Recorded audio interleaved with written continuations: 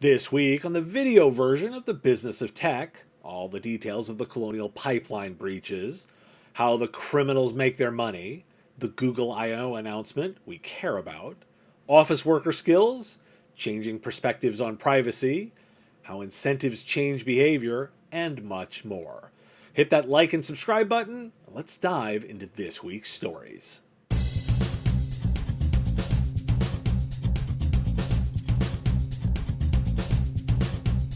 Well, ransomware continues to be the tech headlines. Let's get a recap of what's happened in the past few days. The DarkSide ransomware group has reportedly shut down after the threat actors lost access to their servers and their cryptocurrency was transferred to an unknown wallet. The group Elliptic reports the group collected $17.5 million since March. The news of their shutdown shared by competing group Revil on their exploit forums. The group themselves also announced they are shutting down due to pressure from the US. Competing Revil has also announced new restrictions on who can be attacked. Two other groups, ACO and Everest, became unreachable over the weekend, and experts believe it was a conscious choice to go dark. Of course, that's not before the chemical distribution company Brenntag paid $4.4 million in ransom last week to DarkSide. Hit 2 was Toshiba, although the company indicated the amount of work lost was small. Also hit by DarkSide was a technology services reseller in Illinois. Colonial Pipeline, which brought attention to all of this, is back to being fully operational. The Irish health system was hit by a ransomware attack on Friday and are refusing to pay. The system was forced to fully shut down all of its IT systems. QNAP is warning of an active zero-day bug and ransomware attacks on their NAS devices and have offered specific instructions on mitigation. Branches of insurance company AXA, who just announced they were not paying ransoms in France, were attacked across Asia by ransomware attacks. The Avendon ransomware group claims to have stolen 3 terabytes of data, and the company has been under distributed denial of service attack. The team behind Exploit, that same ransomware forum mentioned before, which is used to hire affiliates and advertise their ransomware as a service offerings, has announced they are banning and removing ransomware ads. Why? Ransomware groups attacking targets indiscriminately attracts, quote, a lot of attention. The Russian-speaking hacker forum XSS has banned all topics promoting ransomware, they too, to not get unwanted attention.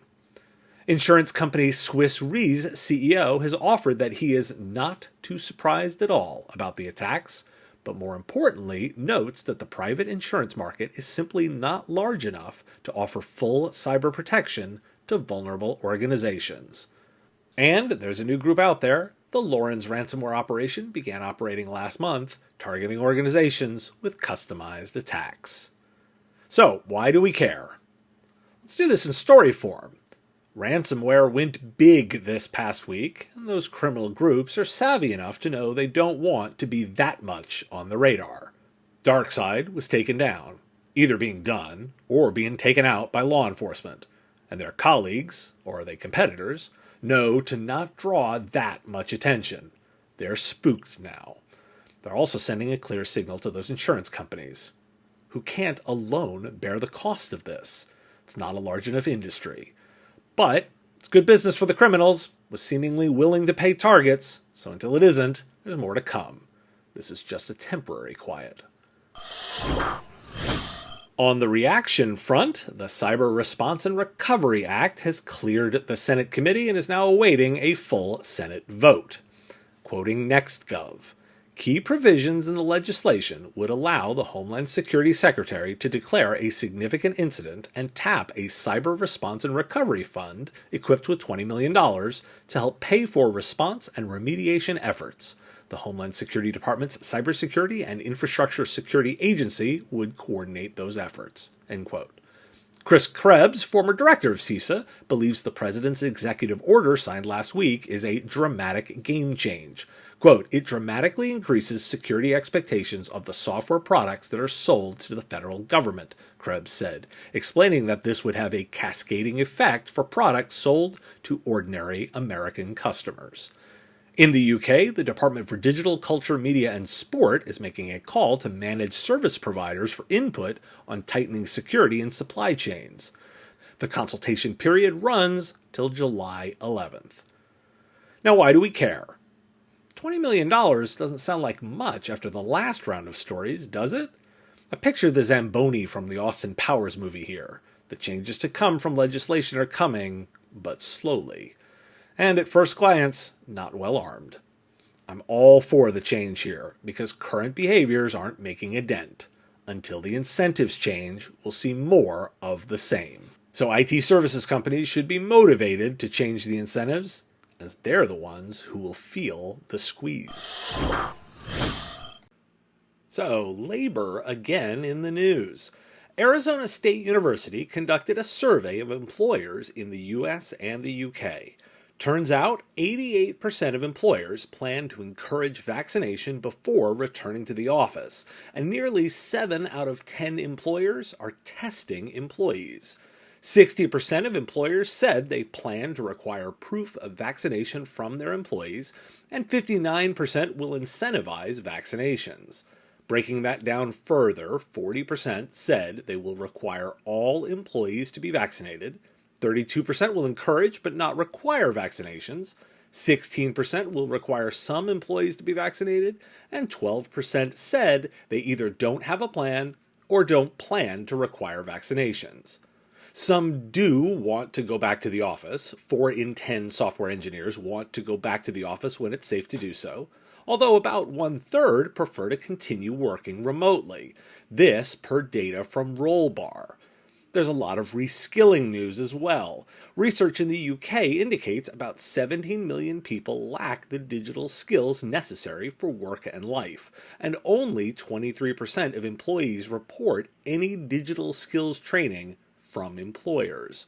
The Wall Street Journal is reporting on the US skills gap too in roles like data analysis and engineering, and an uptick in reskilling internally. McKinsey reports that replacing an employee costs 20 to 30% of the annual salary, while retraining an existing employee costs less than 10% of their annual pay. So, why do we care? A key decision for employers in the US is going to be about requirements for vaccination and safety on any return to the office. Like all things, employees' desires are not going to be binary, as it's not all go back or all remote, but varying degrees in the middle. Even oversimplifying, 4 in 10 want to be back, 3 in 10 want remote, and that leaves 3 in the middle. Layer in the safety concerns, and employers have a lot to consider here. I included data on skills training because as owners and managers consider staffing concerns, investment in your own team makes a lot of sense. Worried they might leave for greener pastures? Well, what if they stay? Let's talk security without a single ransomware incident. First, new data from MITRE out about the effectiveness of endpoint detection and response solutions. The research-focused company tweaked their traditional testing approach and added a focus on protection more than simply detection. Additionally, they used attack simulations rather than just malware samples. While the data is in the show notes, here's the interesting tidbit. 3 first-generation antivirus products are on the list at the top, highlighting that experience certainly counts in cybersecurity.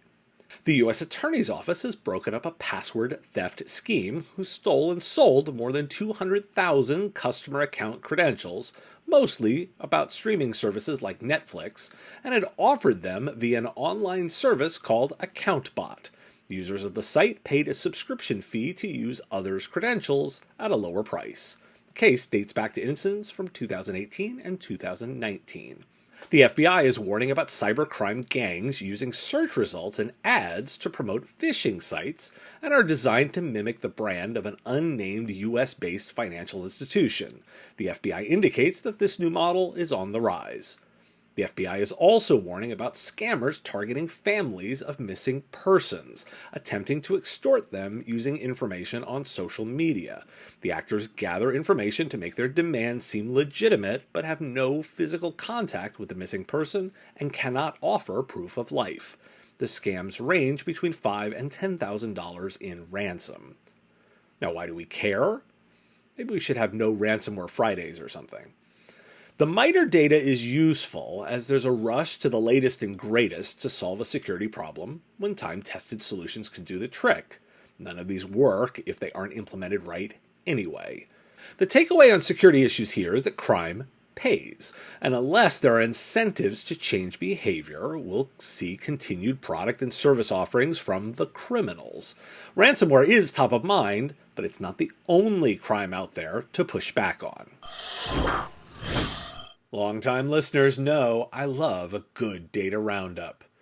Close to half of respondents to a survey said they expect to lean on MSPs either a lot or slightly more in the future, compared with just 12% who will lean on them less. This uptake was most apparent among SMBs with 26 to 250 staff, where 56% of respondents said they expect to lean more on MSPs and 8% less. This data from CRN UK, quote, who asked respondents to estimate what percentage of their IT estate is currently managed by a third-party IT provider or providers, and what this may stand in at 5 years' time.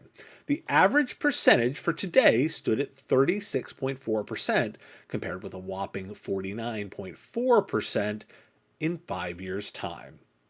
Xerox, too, thinks things are on the rise. Their State and Fate of Small and Medium Business survey says 64% expected to emerge from the pandemic stronger, and 81% accepted that the pandemic had made them more reliant on technology.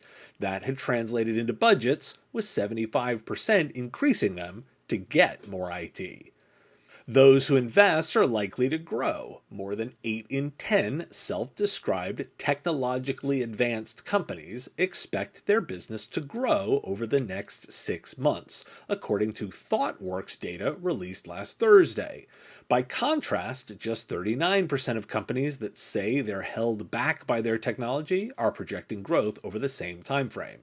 At nearly 2/3 of technology-proficient businesses, tech issues are discussed at the board level at least once a month, compared to just 22% of companies struggling with technology. Cloud infrastructure services spend in the U.S. grew 29% in the first quarter of 2021 to a record $18.6 billion, analyst firm Canalys has found. It added that, dollar for dollar, annual expansion was the highest it's been in 2 years, indicating robust demand for cloud services. The Market Watcher forecasted a rise in government cloud spend over the year in an effort to modernize technology and increase cybersecurity practices. The UK tech sector has grown tenfold in the last 10 years, and most of this has taken place in the last 5. This from new figures out from the UK government and dealroom.co. Why do we care? Lots of data, and so it's story time. Tech is growing, big time. Obvious but true, and cloud is the biggest accelerated area. The pandemic clearly accelerated tech investment, and businesses increased their reliance on that technology. Those who survive the downtime will come out stronger, and realize that much of that strength comes from the technology investment. That leads to that heavier reliance on their provider. So, lots of good news for those who buy into technology, because those who do invest make it a priority both in investment and in corporate attention. Now, the downside risk. That increased attention will lead to a higher bar. For those who deliver on the holistic solution, and I'm including security in that, it's good news. For those who aren't, the stakes have gotten higher. The digital divides of haves and have-nots is growing and will be more pronounced. Want to ask, why do we care? T-shirts, stickers, water bottles, and even aprons. Pick up some of our great stuff at the link in the description below and support the show directly. While the super cool news out of Google I/O is the talking AI, or their new Project Starline, which brings holographic communication to life, I instead want to talk about a more boring move. the company has launched a new series of workspace collaboration tools called Smart Canvas. The idea is to bring the productivity apps together for greater collaboration and make them connect more seamlessly. Features like new @mentions for users with smart information about those users, improved linking features, and more insights into the use of language, such as offering more inclusive language, such as chairperson instead of chairman. And so, why do we care about this product move?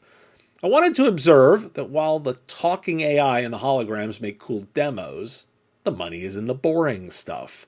I've talked about my interest in building services businesses around the productivity layer. Well, here's enhancements and investments showing Google cares about these products.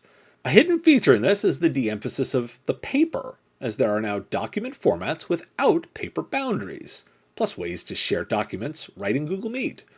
The documents themselves become electronic artifacts disjointed from the idea of paper. That's philosophically interesting, and we're in a new era of work where we don't necessarily connect to paper. These questions of how to use the products, well, that's the value in services, right? It's a great headline. Is your job killing you? The World Health Organization and the International Labor Organization have released a first-of-its-kind study which found that 745,000 people died in 2016 due to long working hours, a 29% increase on the year 2000. Working 55 hours a week or more is associated with a 35% higher risk of a stroke and a 17% higher risk of dying from heart disease. The burden of work-related disease is most prevalent in men, with 72% of deaths occurring among males. According to the WHO, most of the deaths occurred among people who passed away aged between 60 and 79 who worked 55 hours per week or more while aged between 45 and 74. 56% of companies are expecting to shift more of their roles to contingent, project, or contract work as a result of the pandemic, according to a new report released by Randstad Sourceright. Prior to the pandemic, only 28% of contingent workers at companies surveyed worked remotely, but after the outbreak, that number rose to 44% in the fourth quarter of 2020. And here's where it all gets really interesting. Oracle surveyed 2,000 Americans this week, and, quote, the majority of respondents said the COVID-19 crisis changed their personalities. They said they felt smarter, more empathetic, more conscientious, and more open to new experiences than they did back in the old days of 2019, according to the survey, end quote. It's not a peer-reviewed study, but it can be considered a decent snapshot. Nearly 90% of respondents in the survey said they saw a change in at least one of the ocean personality traits because of COVID-19. These traits, known to psychologists as the Big Five, are openness, creative and novelty-seeking, conscientiousness, detail-oriented and structure-loving, extroversion, social and chatty, agreeableness, empathetic and cooperative, and neuroticism, prone to worry. And Bill Gurley, VC investor, then tweeted this opinion, quote, we're going to see a lot of experiments with structure, all remote, hybrid, and the oddly contrarian all in person. If a company declares, I support all forms, I predict indecision will be the one that fails. Figure out where you're going and head there. So why do we care? Bill said a tweet version of my Ask Why editorial. I could not agree more. And it's why I keep poring over this data and perspective. Pick a direction. Any direction. There's a change going on in the way people work. Savvy business owners and managers are going to spend time making intentional choices. And they're the ones who will win. Any choice. Those who let it happen to them will be the laggards who don't see the real benefits. Cyber.org announced the opening of the public comment period for the most recent version of the K-12 cybersecurity learning standards that have been underway since September 2020. The public comment period opens on May 17th and closes on June 4th. The feedback will be incorporated into the final version of the standards, which Cyber.org plans to release publicly at the start of the 2021-2022 school year, with voluntary adoption likely to begin in states the following year. We may need those standards. The FBI is reporting that cybercrime complaints have doubled in the last 14 months. This out of the Internet Crime Complaint Center between March 2020 and May 2021. It's a profitable business too, and Sentry reports that 6 gangs alone have made $45 million across 290 victims. Updating on the Irish Health Service breach, the Financial Times is reporting that some of the data has started to leak after the Irish government refused to pay. And that QNAP issue from earlier this week, the group responsible has shut down, having made $350,000 in a month. Finally, updating on Colonial Pipeline. They had trouble with some of their shipping systems on Tuesday as they recovered from the ransomware attack, are still hiring a security expert in a job opening that predates the breach. They did pay the ransomware, and the U.S. government denies they were the ones that disrupted the DarkSide group. So why do we care? It's the new call for standards that I'm interested in. The cyber.org example is a small industry-specific one. The Biden administration executive order includes directives to NIST for a much broader sense of guideline. Again, savvy providers are rethinking their strategies around security. Be one of those leaders. Most people in the United States don't want their digital data used to control the spread of COVID-19, a new study found. More than half of the people in the study remained wary of sharing their data in different scenarios, including a smart thermometer company sharing information with public health officials, or using the Google and Apple exposure notification app to track infections. That's in alignment with a new bill from senior senators reintroducing the Social Media Privacy Protection and Consumer Rights Act. This would force sites to grant users greater control over their data and opt out of data collection and tracking. So why do we care? Today seems to be all about opportunities. This one is just more evidence that there's a space for IT services providers to consult about how companies use and manage data. Not how they back it up, but audits of what's collected, why it's collected, and making privacy and data management a feature and not an expense. There's plenty of evidence that it's wanted, so savvy operators will take advantage of it. Women represent 31% of IT employees, according to Gartner data. Black workers make up 7.9% of computing and math-related jobs, while Hispanic employees represent 6.8%, according to a 2018 report from the Brookings Institution. Now, a new diversity study in the technology industry found companies that made statements of solidarity around diversity had fewer Black employees on average by 20% than those that didn't. Asian Americans have the widest gap between their representation in entry-level tech jobs and in leadership, and Asian American women are the least likely to advance to executive roles. Women executives more commonly have C-level jobs that focus on areas such as HR, marketing, or diversity, and those roles are among the least likely to be appointed to corporate boards. The analysis also found that 36% of board directors are women or people of color, but that most of those are white women or Asian men. A similar study by Hired reveals that for every dollar a white man in the technology industry was paid last year, a black woman in the same role made 90 cents. They're not alone. Black men have lost a little ground since 2019, although women have improved slightly, but all are still unequal. But how about the impact of technology? Some data about dating sites. A 2020 study by Pew reported that 57% of female dating site users ages 18 to 34 said that someone had sent them a sexually explicit message or unsolicited image. 6 in 10 women under age 35 said that someone had continued to contact them after they said they were not interested, and 44% said that someone on a dating site had called them an offensive name. Now, why do we care? I can't get past the copious amounts of data that say investments in companies of any size addressing these issues outperform. This isn't just about hiring either, but about the entire life cycle. Skills development, ensuring an inclusive culture, ensuring equity in the workforce, and protecting those who need it. If I said you could outperform by 20%, would you do it? Well, you can outperform by 20%.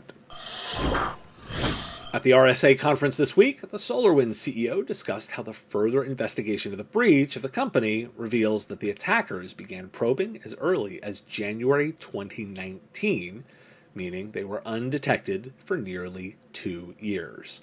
He also expressed regrets over the former CEO blaming an intern.